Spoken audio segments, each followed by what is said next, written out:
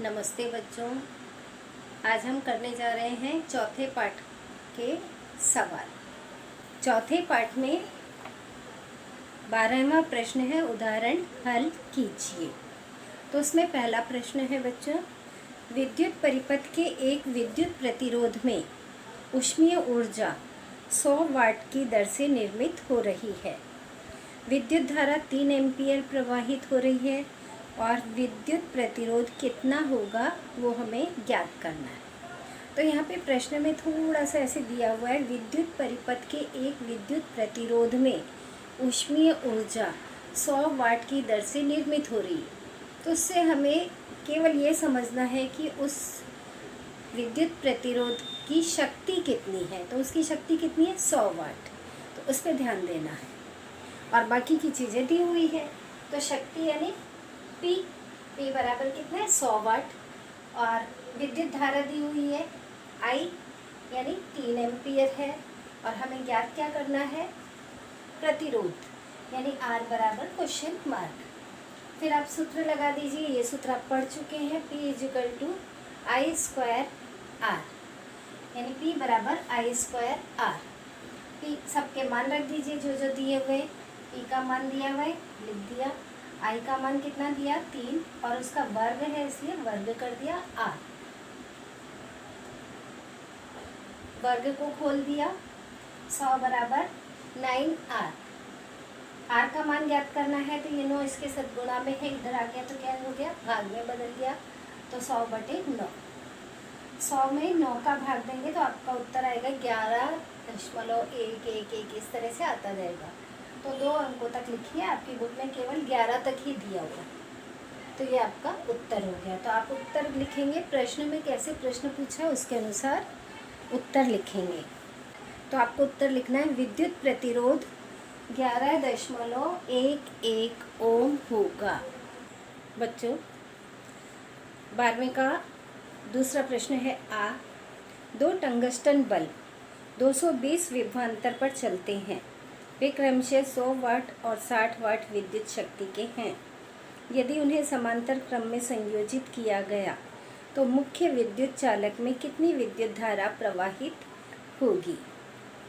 तो यहाँ पे हमें क्या क्या चीज़ दी हुई है? 2 बल्ब दिए हैं जिनकी शक्ति दी हुई है 100 वाट और 60 वाट और विभवांतर दिया है 220 वोल्ट। तो यहाँ पे देखेंगे, माना पहले बल्ब की शक्ति P1 बराबर कितना है? 100 वाट और दूसरे बल्ब की शक्ति P2 बराबर 60 वाट और उस परिपथ में विभवांतर कितना है? 220 वोल्ट और हमें विद्युत धारा ज्ञात करनी है। और ये दोनों बल्ब किस क्रम में जुड़े हुए हैं? समांतर क्रम में। तो समांतर क्रम में इस तरह से 2 बल्ब की आकृति बना दी। पहले बल्ब की शक्ति कितनी है? 100 वाट और दूसरे बल्ब की शक्ति है 60 वाट और इस तरह से ये जुड़े हुए परिपथ से। विभवांतर कितना है? 220 वोल्ट और उनके बीच विद्युत धारा प्रवाहित हो रही है वो I। अब ये I विद्युत धारा जो यहाँ से जा रही है, समांतर क्रम में जुड़े, इसलिए ये विद्युत धारा 2 भागों में बंट जा रही है। इसमें जो जा रही है वो I1 और इसमें जो जा रही है I2। ये सूत्र आप पढ़ चुके हैं, P बराबर VI, इसलिए I बराबर, I का मान ज्ञात करना है तो ये V यहाँ नीचे चला जाएगा। तो I बराबर P/V। अगर हम I1 का मान ज्ञात करें तो ये क्या हो जाएगा? P1/V और I2 का मान ज्ञात करें तो P2/V। अब दोनों बल्ब समांतर क्रम में संयोजित है, इसलिए कुल विद्युत धारा कितनी होगी? I1 और I2 दोनों के योगफल के बराबर। I बराबर I1 प्लस I2। I बराबर, I1 का मान क्या है? P1/V प्लस I2 का मान क्या है? P2/V। तो वो लिख दिया यहाँ पे। V हर समान है तो हर को लिख करके और अंश को जोड़ दिया जाता है। तो V और ये P1 प्लस P2। अब मान रख देंगे। P1 का मान कितना है? 100। P2 का मान कितना है? 60 बटे विभवांतर कितना है? 220। दोनों को जोड़ दिया, 160/220। 0 से 0 कट गई 16/22। 16 में 22 का भाग देंगे तो अपने पास उत्तर क्या प्राप्त होगा? 0.72 एम्पियर। तो आप उत्तर क्या लिखेंगे प्रश्न के अनुसार?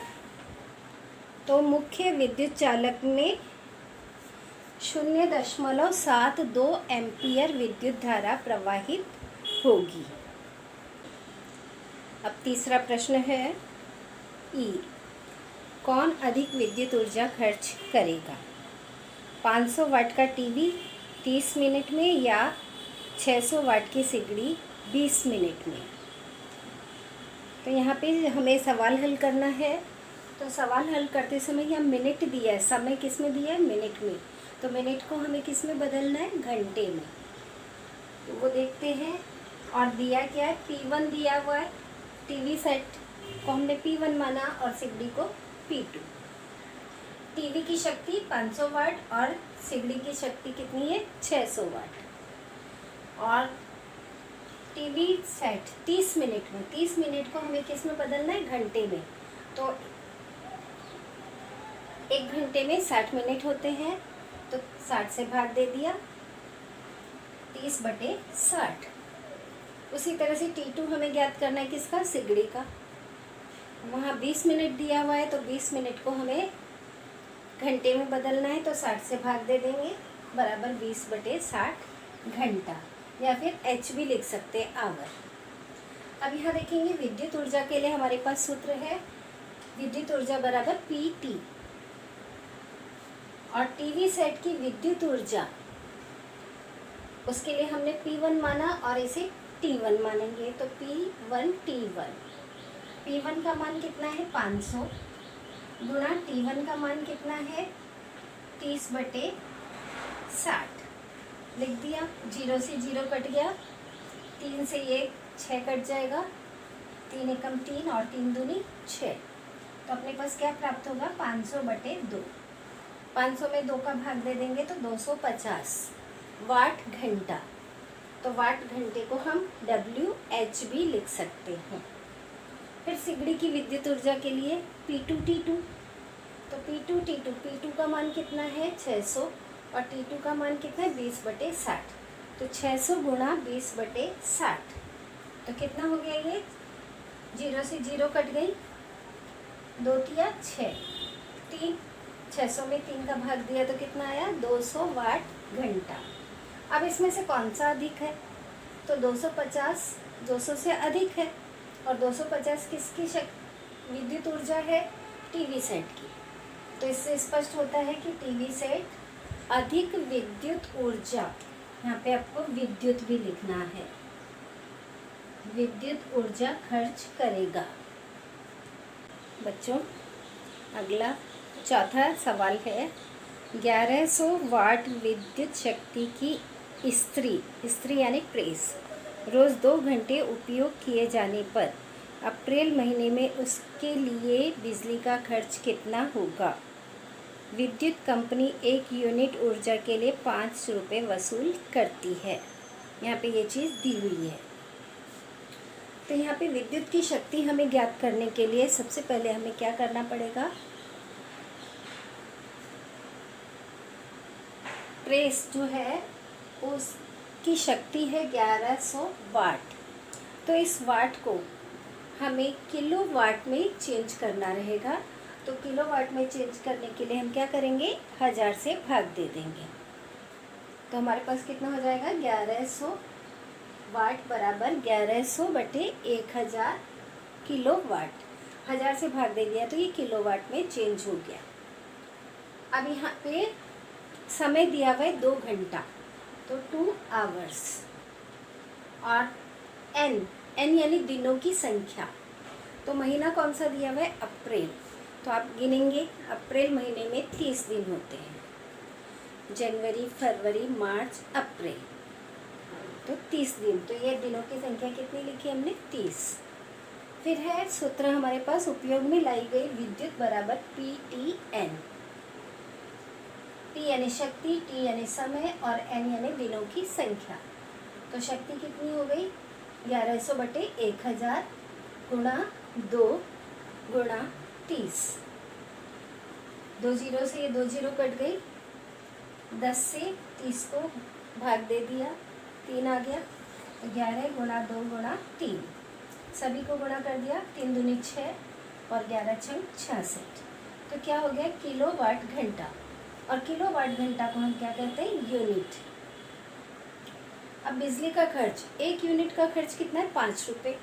तो 66 यूनिट का खर्च कितना होगा, 66 इंटू 5।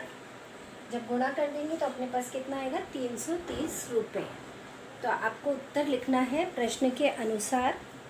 अप्रैल महीने में प्रेस के लिए बिजली का खर्च 330 रुपये होगा। तो बच्चों, इसी के साथ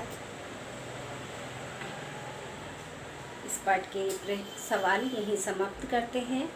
धन्यवाद।